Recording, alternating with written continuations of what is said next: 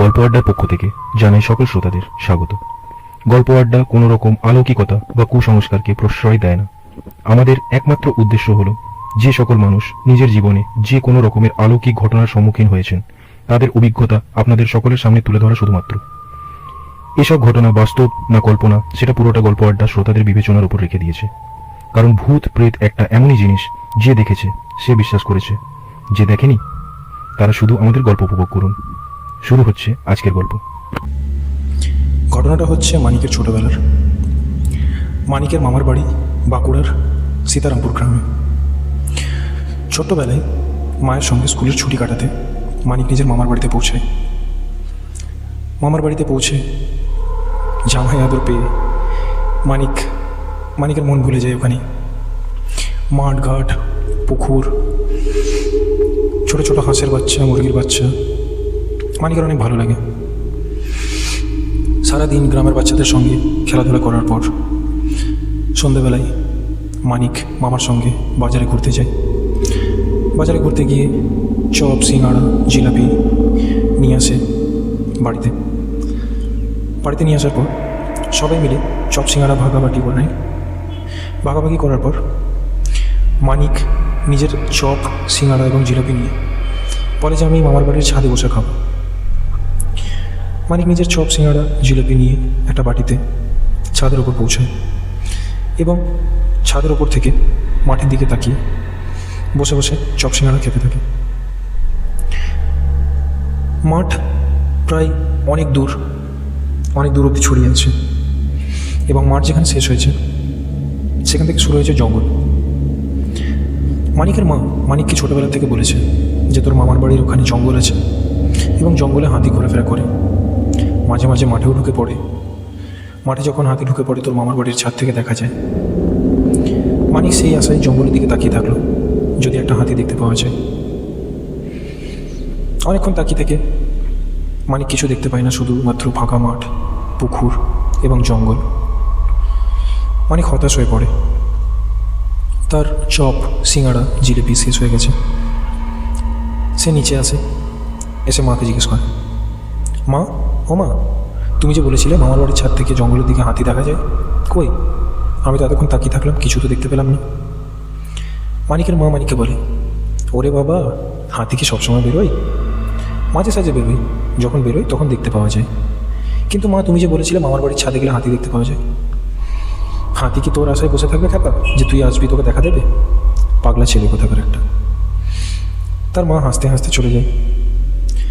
মানিকের মামির সঙ্গে বসে গল্প করতে শুরু করে দেয়। মানিক উদাস মনে গিয়ে নিজের ঘরে শুয়ে পড়ে। সকাল হলো।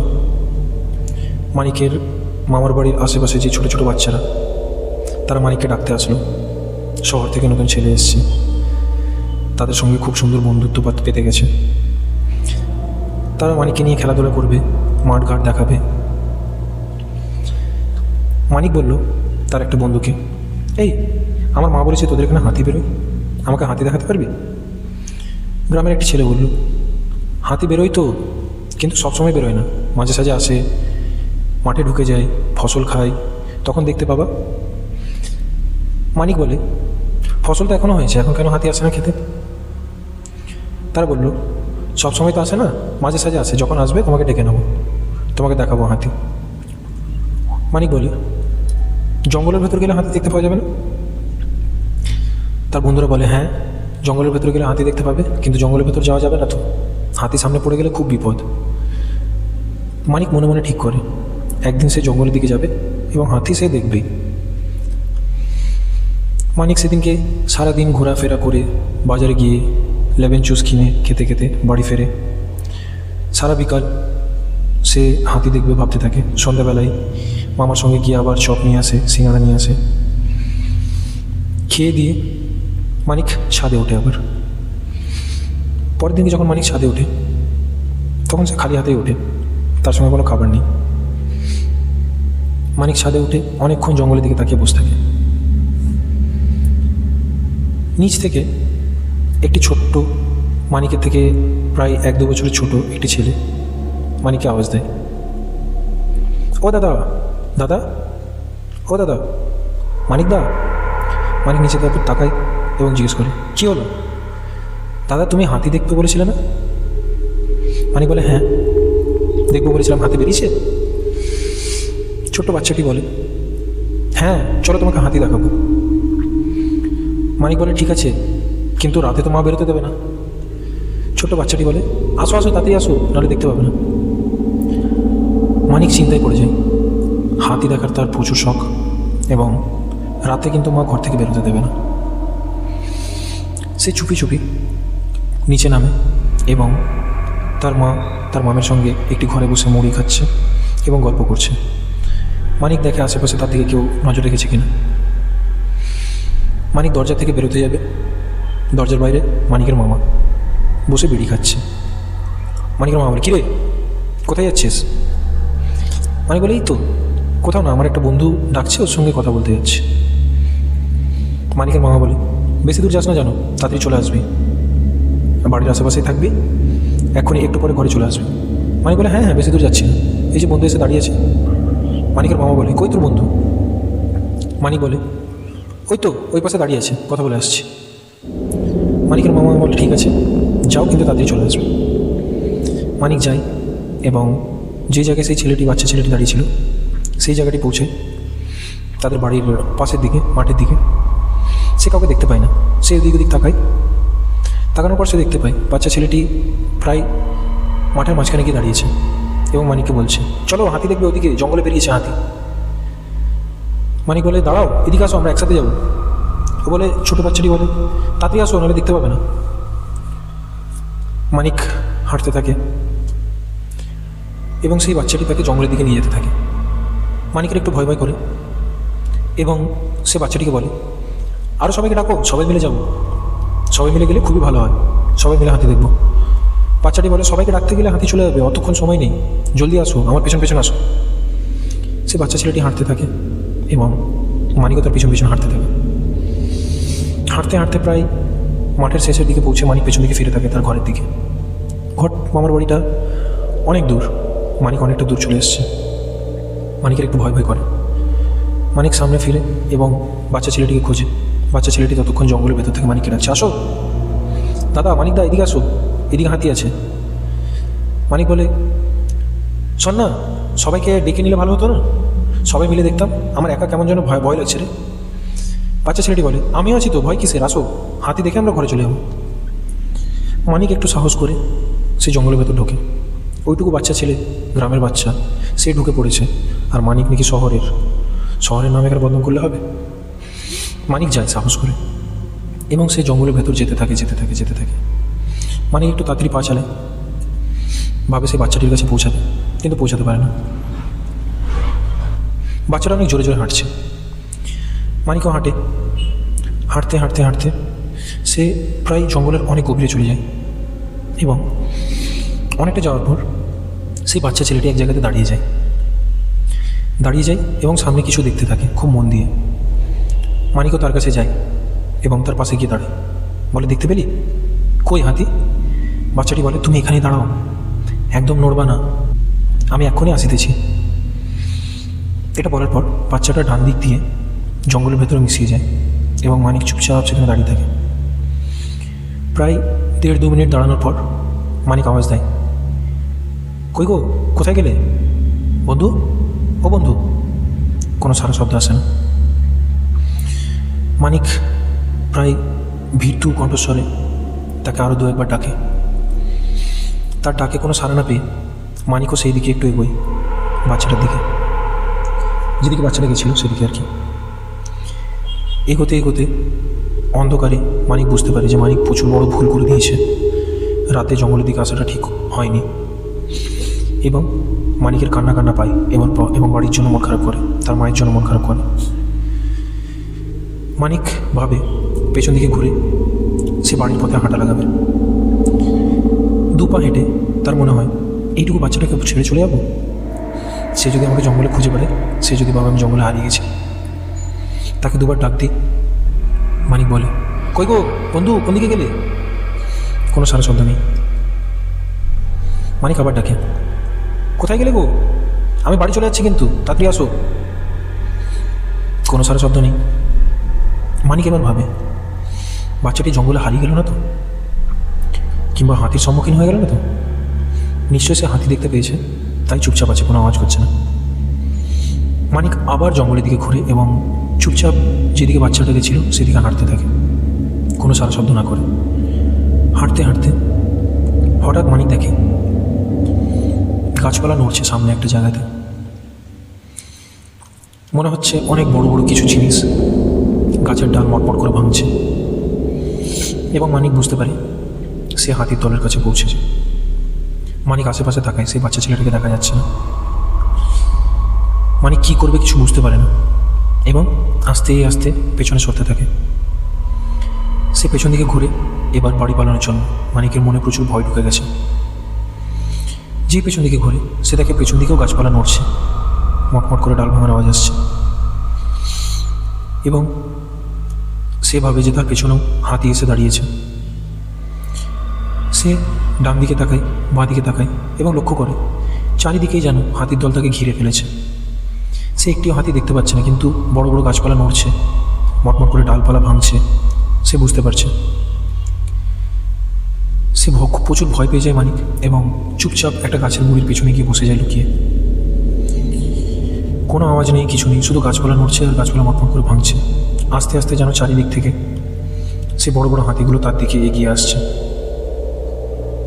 যখন প্রায় অনেকটা কাছে চলে এসছে, তখন মানিক আশেপাশে তাকায়। সে ভাবে সে এবার দেখতে পাবে হাতিদেরকে। হাতিরা হয়তো তাকে ঘিরে ফেলেছে এবং আজকে হয়তো মানিকের শেষ দিন। মানিক হয়তো এখনই মারা পড়বে, হাতিগুলো তাকে পায়ের তলে পিষে দেবে। সে মায়ের কাছে এরকম অনেক গল্প শুনেছে ছোটোবেলায়। যখন মানিক তাকায় ওপরের দিকে হাতি দেখার জন্য, বড় বড় হাতি, মানিক হাতি দেখতে পায় না, কিন্তু সে দেখতে পায় গাছের ওপরে, একদম গাছের উঁচু উঁচু ডালে বড় বড় শিম্পাঞ্জির মতন কোনো জন্তু। তাদের পাগুলো ছোট আর হাতগুলো পায়ের তুলনায় অনেক লম্বা। এক একটা হাত যেন তার শরীরের থেকে, সেই প্রাণীগুলোর শরীরের থেকে অনেক বড় বড়, তাদের শরীরের থেকেও বেশি নিচে অবধি ঝুলে আছে, এবং লেজ বলে তাদের কিছুই নেই। তারা বাঁদরের মতন, কিন্তু বাঁদর নয়। তাদের শরীরে প্রচুর বড় বড় লোম, এবং মানিক প্রচুর ভয় পেয়ে যায়। মানিকের মা মানিককে বলেছিল যে যখন ভয় পাবি তখন ভগবানের নাম করবি। মানিক মনে মনে ভগবানের নাম করতে থাকে, রাম রাম রাম রাম রাম রাম রাম রাম। হঠাৎ মানিকের চোখ পড়ে একটি প্রাণীর দিকে। প্রাণীটি একটি গাছের ডালের উপরে এসে গাছের ডাল ভাঙছে এবং ছোট ছোট কিছু ফলের মতন জিনিস ভেঙে ভেঙে খাচ্ছে। তার মুখটার দিকে লক্ষ্য করে মানিক। মুখটা ছোট, কিন্তু মাথাটা ছোট, কিন্তু খাওয়ার মুখটা প্রচুর বড় এবং খুব ভয়ানক সেই প্রাণীর মুখগুলো দেখতে। চোখগুলো তাদের মনে হচ্ছে যেন লাল টকটকে রক্তের মতন হয়ে আছে, এবং তাদের বড় বড় সদন্ত। তারা গাছের থেকে কিছু পেড়ে পেড়ে খাচ্ছে, এবং মানিক একটু ভালো করে অন্ধকারে যখন মানিকের চোখ সিদিয়ে আসে, চাঁদের আলোতে মানিক দেখতে পায় সেই বড় বড় বাঁদরের মতন জিনিসগুলো পাখির বাসা থেকে পাখি এবং চামচিকি এরকম জাতীয় কিছু জিনিস ধরে ধরে খাচ্ছে। কোনো ফল নয়, কিছু জীবন্ত জিনিস, জীবন্ত প্রাণী তারা ধরে ধরে খাচ্ছে। এই দৃশ্য দেখার পর মানিক সেখানে অজ্ঞান হয়ে পড়ে। রাত যখন অনেক হতে শুরু হয়, প্রায় 8:30 9টা বাজে, মানিকের বাড়ির লোক মানিককে খুঁজছে। মানিকের মামার প্রচুর চিন্তা হচ্ছে মানিক কোথায় গেল। পুরো গ্রামে খোঁজার পর মানিককে যখন পাওয়া যায় না, তখন মানিকের মামা মানিককে খুঁজতে বেরোয় মাঠের দিকে, এবং মানিকের মা বলে যে ও জঙ্গলে হাতি দেখার বায়না ধরেছিল, তো হাতি দেখার জন্য জঙ্গলের দিকে যায়নি তো। তখন মানিকের মামা গ্রামের অনেকজন লোককে নিয়ে মশাল জেলে এবং টর্চ নিয়ে গ্রামের প্রান্তে মাঠের দিকে জঙ্গলের দিকে এগোয় এবং জঙ্গলে মানিককে খুঁজে বেড়ায়। প্রায় খুঁজতে খুঁজতে রাত 10টা নাগাদ মানিককে অবচেতন হিসাবে পাওয়া যায়। মানিককে সবাই মিলে তুলে বাড়ি নিয়ে আসে, এবং বাড়ি নিয়ে এসে মানিকের জ্ঞান ফেরানো হয় মুখে চোখে জল দিয়ে। তারপর মানিককে জিজ্ঞাসাবাদ করা হয় কেন গেছিলি জঙ্গলের দিকে। মানিকের মা মানিককে অনেক বকাঝকা করে। মানিক তখন ভয়ে ভয়ে তাদেরকে সব ঘটনা খুলে বলে। এরকম এরকম একটা বাচ্চা ছেলে তাকে ডেকে নিয়ে গেছিল জঙ্গলের দিকে, এবং জঙ্গলে গিয়ে সে কী দেখেছে সেটা সবাইকে জানায়। এই ঘটনা বলার পর মানিকের মামা বলে, জঙ্গলে এরকম অনেক কিছু আছে যে জিনিসগুলো এখনও কেউ জানতে পারেনি যে তারা প্রাণী না তারা কি। অনেক সময় অনেক মানুষকে তারা আহত করেছে। মানিক হয়তো লুকিয়েছিল বলে তারা তাকে দেখতে পায়নি। এবং এরকম রাতের দিকে অনেক অনেক মানুষ কাঠ চুরি করতে গিয়ে জঙ্গলের ভেতরে তারা মারা পড়েছে সেই প্রাণীগুলোর হাতে। তাদের গায়ে বড় বড় নখের আঁচড় পাওয়া গেছে এবং তাদের ঘাড়ে দাঁতের দাগ পাওয়া গেছে। মানিক খুবই, তার কপাল ভালো ছিল যে সে বেঁচে ফিরেছে সেখান থেকে। এটা মানিকের মামা বলার পর মানিকের মা খুব কান্নাকাটি করে এবং ভগবানকে খুব বেশি ধন্যবাদ দেয়। ধন্যবাদ দেওয়ার পর তার পরের দিনই মানিকের মা মানিককে নিয়ে চলে আসে আবার শহরে, দুর্গাপুরে। তারপর থেকে মানিক কখনো নিজের গ্রামের বাড়ি যায়নি। অনেক বড় হওয়ার পর তারপর সে নিজের গ্রামের বাড়ি যাওয়া শুরু করেছে। ছোটোবেলায় মানিকের সাহস হয়ে ওঠেনি। এখনও অবধি মানিক মামার বাড়ি যায়, কিন্তু সেই জঙ্গলে যাওয়ার সাহস পায় না। সেই জঙ্গলে যে প্রাণীরা আছে তারা এখনও হয়তো রাতে বেরিয়ে সে পাখির বাসা থেকে পাখি এবং চামচিকে ধরে শিকার করে হয়তো খায়। আমরাও যদি আজকে বাঁকুড়ার সেই সীতারামপুরের জঙ্গলে ঢুকি, হয়তো আমরাও সেই প্রাণীকে দেখতে পাবো চাক্ষুষ। সেটা আদৌ কোনো প্রাণী না তারা কোনো শয়তান, সেটা কেউ এখনও অবধি বুঝতে পারেনি। আজকের গল্পটি এখানে শেষ করলাম। ধন্যবাদ। তো বন্ধুরা, আজকের এই গল্প আপনাদের কেমন লাগলো নিচে কমেন্টে নিশ্চয়ই লিখে জানাবেন। আর প্রথম গল্প শুরু করলাম এই গল্প আড্ডা চ্যানেলে। তো আপনাদের যদি ভালো লেগে থাকে তো প্লিজ প্লিজ প্লিজ খুব বেশি করে শেয়ার করবেন অ্যান্ড নিজেদের মতামত নিশ্চয়ই জানাবেন। আর আপনাদের কাছে যদি আপনাদের অভিজ্ঞতারও কিছু গল্প থাকে, তো যেহেতু আমি তুলে ধরার চেষ্টা করছি মানুষের অভিজ্ঞতার সবকিছু গল্প অলৌকিক, তো আপনাদের যদি কোনো রকম ভূত প্রেত কোনো রকম অলৌকিক যদি কোনো ঘটনা ঘটে থাকে আপনাদের লাইফেও বা আপনাদের সঙ্গে, তো সেটা নিশ্চয়ই আমার সঙ্গে শেয়ার করবেন। আমি চেষ্টা করবো সেই গল্প আড্ডা চ্যানেলে তুলে ধরার।